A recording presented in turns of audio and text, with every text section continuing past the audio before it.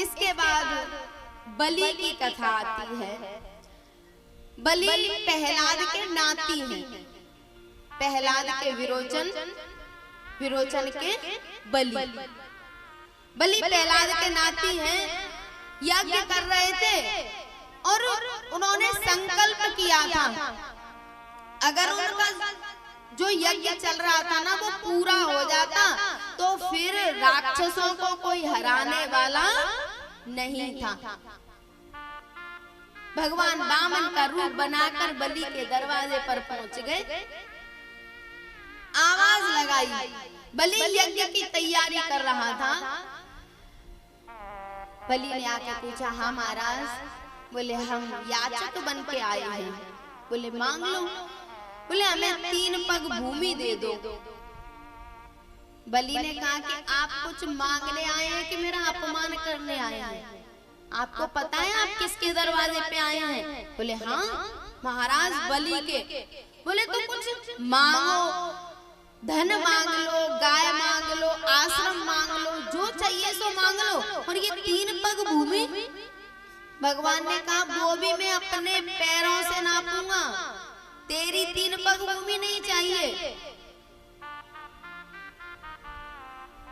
भैया जैसे शुक्राचार्य जी ने ये बात सुनी तो वो समझ गए कि कुछ ना कुछ गड़बड़ है। ये छोटा सा ब्राह्मण और 3 पग भूमि अपने पैर से नाप के मांग रहा है। जब उन्होंने देखा तो वो समझ गए। उन्होंने कहा बलि इससे हाँ मत कर लेना। बोले क्यों? बोले ये छलिया है, इसने बहुत छले हैं,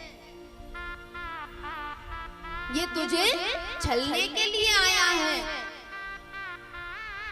शुक्राचार्य जी ने कहा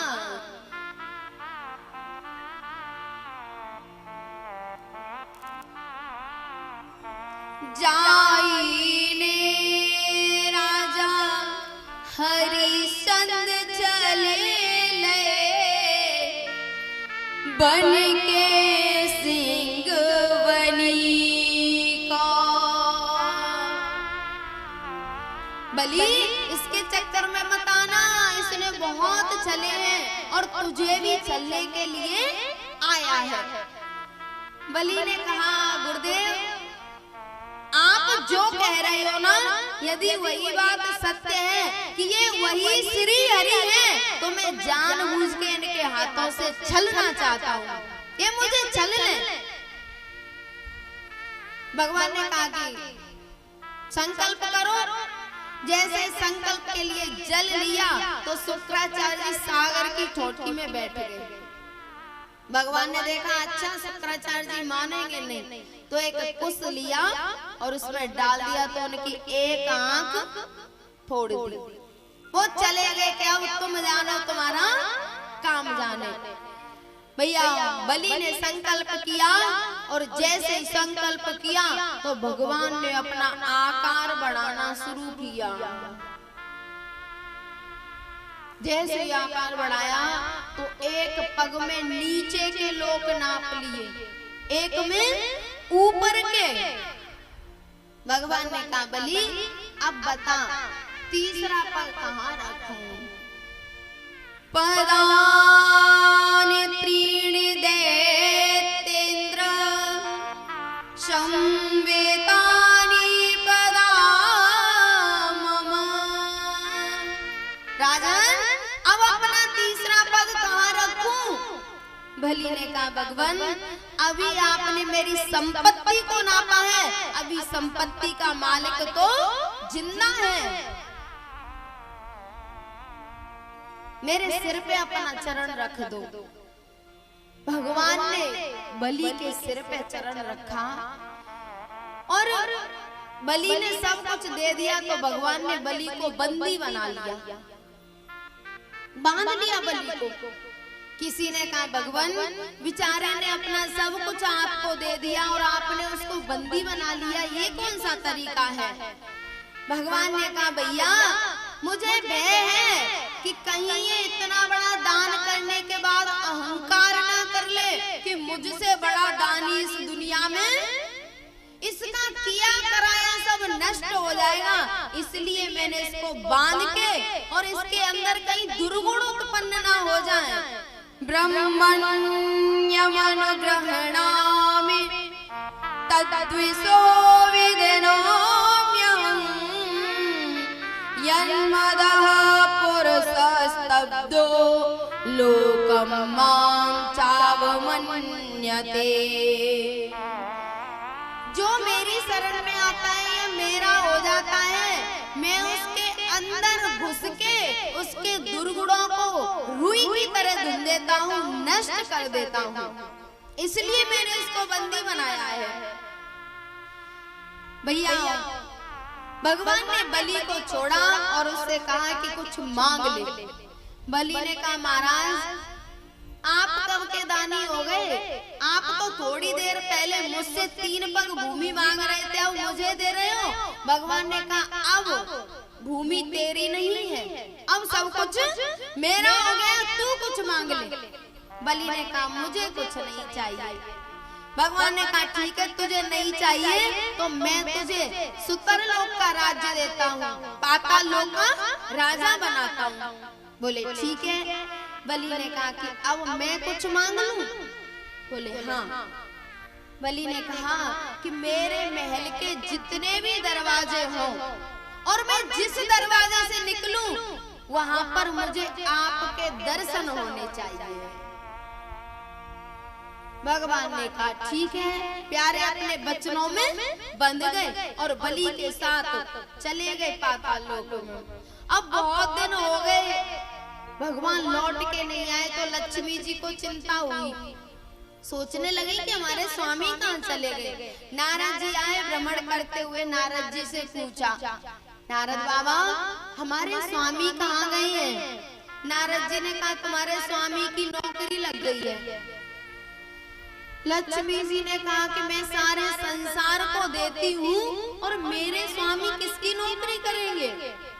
नारद जी ने कहा, उनकी तो नौकरी लग गई है। बोले आएंगे कब? बोले कभी नहीं, ऐसी नौकरी लगी है कि एक पल की भी फुर्सत नहीं है। वचन दे दिया था ना कि जिस दरवाजे से तू निकलेगा वहीं मैं तुझे दर्शन दूंगा, वहीं खड़ा मिलूंगा। और हाथ में लठ लेके घूमते रहते हैं कि किस दरवाजे से बलि निकलेगा। लक्ष्मी जी ने कहा, नारद बाबा आप रास्ता बताओ। नारद जी ने कहा, बोले तुम बलि के पास जाओ और उसके राखी बांध देना और उसके बदले में भगवान को मांग लेना। बोले ठीक है। लक्ष्मी जी चली तो नारद जी ने कहा, रुको, आप किसी के दरवाजे पे कुछ मांगने जा रही हो, अपने वैभव को यहीं रख के जाओ। यदि आप लक्ष्मी ही जाओगे तो बलि समझ जाएगा और कुछ देने वाला नहीं है। लक्ष्मी जी सादा सा वेश बना के और पहुंच गई। बलि के जो दास थे, सेवक थे, उन्होंने जाके बताया कि आपकी बहन आई है राखी बांधने। बड़ा स्वागत किया, राखी बांधी। फिर बलि ने कहा कि बहन कुछ मांग लो। लक्ष्मी जी ने कहा, ना मन में कछु कामना भोगन की बरमान। भैया मुझे कुछ नहीं चाहिए, मेरे यहाँ सब कुछ है। बोले राखी बांधी है तो उसका तो मुझे कुछ देना पड़ेगा। तो लक्ष्मी जी ने कहा, ना मन में कछु वासना भोगन की भरमार।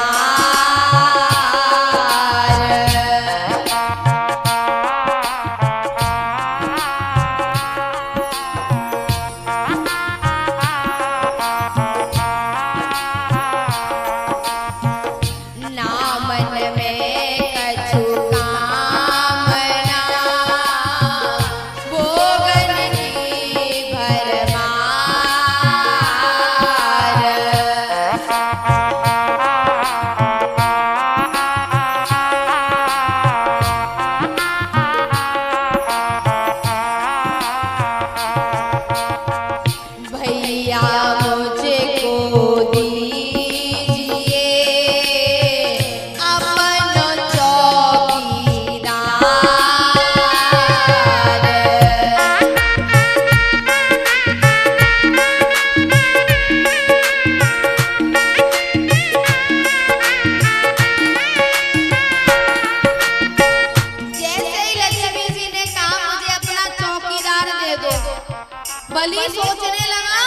कि मेरी बहन को चौकीदार की जरूरत है। अपने मंत्री को बुलाया, मंत्री मेरी बहन को 1000 चौकीदार दे दो। अब इधर दोनों बहन भाई बात कर रहे थे तो ठाकुर जी ने सुन लिया, देखा अरे लक्ष्मी जी आ गई, तो धीरे धीरे सरक सरक के वहीं आ गए। बलि ने कहा 1000 चौकीदार दे दो। अब ठाकुर जी इशारा कर रहे हैं, नहीं, जिसने मुझे अपने वचन के बंधन में बांध लिया है वो तुझे भी छोड़ने वाला नहीं है। बोले ऐसे चौकीदार मत मांग। बोले तो बोले स्पष्ट कह दे कि मुझे यही चौकीदार चाहिए। बोले ठीक है।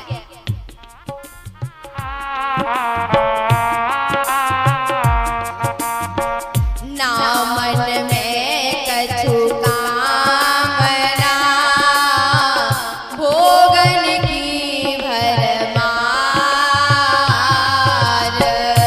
ना मन में कछु कामना, भोजन की भरमार। भैया मुझको चाहिए तेरा जेई चौकीदार। भैया मुझको चाहिए तेरा यही चौकीदार।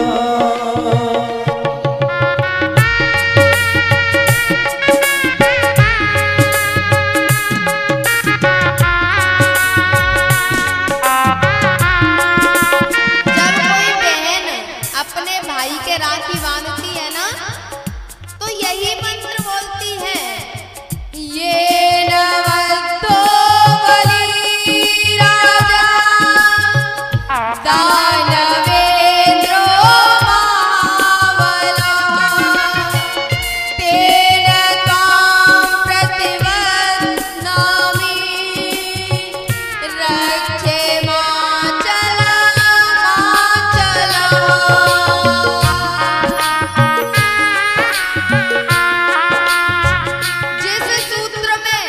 लक्ष्मी जी ने बलि को बांधा था और बलि ने सबसे कीमती अपने प्राणों से प्यारी वस्तु लक्ष्मी जी को दे दी। क्या? ठाकुर जी। और प्यारे इस राखी का बंधन इतना पवित्र और पावन होता है। हुमायूं था ना, उसके एक रानी राखी बांधती है, उसका नाम तो मुझे याद नहीं है। जब युद्ध हो रहा था तो एक रानी थी, या तो उसका नाम तो दिमाग से निकल रहा है। युद्ध हुआ था हुमायूं में और राजा में, तो राजा कमजोर पड़ गया तो उस रानी ने राखी भेज दी हुमायूं के लिए, जो कि सनातन धर्म को नहीं मानता था, जो कि हिंदू नहीं था। राखी जैसे ही आई उसने पूछा ये क्या है? लोगों ने बताया ये राखी है। राखी क्या होता है? बोले एक बहन अपने भाई की कलाई में इस राखी को बांधती है और भैया उसकी तन मन से अपने प्राण दे के रक्षा करता है। हुमायूं ने उस राजा को छोड़ दिया। अभी राखी बंधी नहीं है, राखी आई है, उसने छोड़ दिया। सोचने लगा कि ये राखी आई है तो ये मेरा जीजा हुआ, अब मैं इसको मारूंगा नहीं। और हुमायूं कहीं बाहर था और उसकी बहन बाद में मर गई, तो जहां पर उसकी चिता जली थी ना, उसकी परिक्रमा लगाई, प्रणाम किया। इतना पवित्र, इतना पावन रिश्ता होता है इस राखी का। और प्यारे, यदि हम हिंदू होकर इस राखी के जो वचन होते हैं उनको पूरा नहीं करते तो हम उन लोगों से भी गए बीते हैं। ये नवतो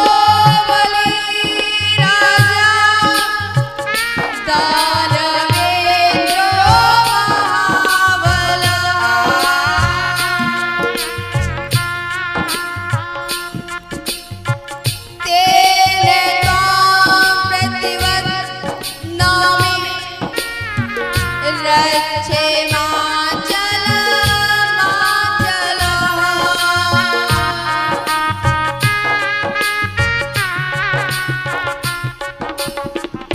लक्ष्मी जी ने कहा भैया मैंने तेरे राखी बांधी है ना? बोले हाँ, तो मुझे इसके बदले में ये चौकीदार चाहिए। बलि ने कहा बहने एक काम करते हैं, इसको आधा आधा कर लेते हैं। ठाकुर जी ने सोचा कि कहीं ऐसा ना हो कि आधा आधा कर ले। भक्तन ने मोहू नाना भांति नचायो, कुछ भी कर सकता है। हाथ जोड़ दिए नहीं। लक्ष्मी जी ने कहा भैया मैं इस आधे का क्या करूंगी? बोले ऐसे नहीं। बोले तो? बोले 6 महीने ये मेरे पास रहा करेंगे और 6 महीने तेरे पास रहा करेंगे। ना मन में कछु कामना, कोगन की भरमार।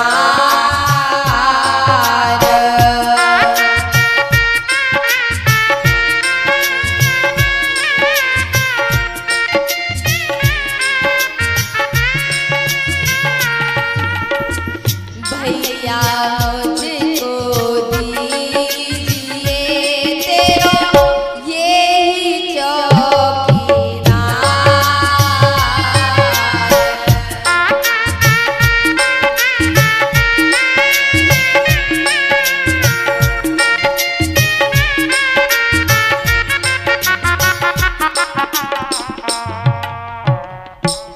उसी दिन से जब अपने हिंदू समाज में विवाह शादी बंद हो जाते हैं ना, तब भगवान नीचे चले जाते हैं सुतर लोक में।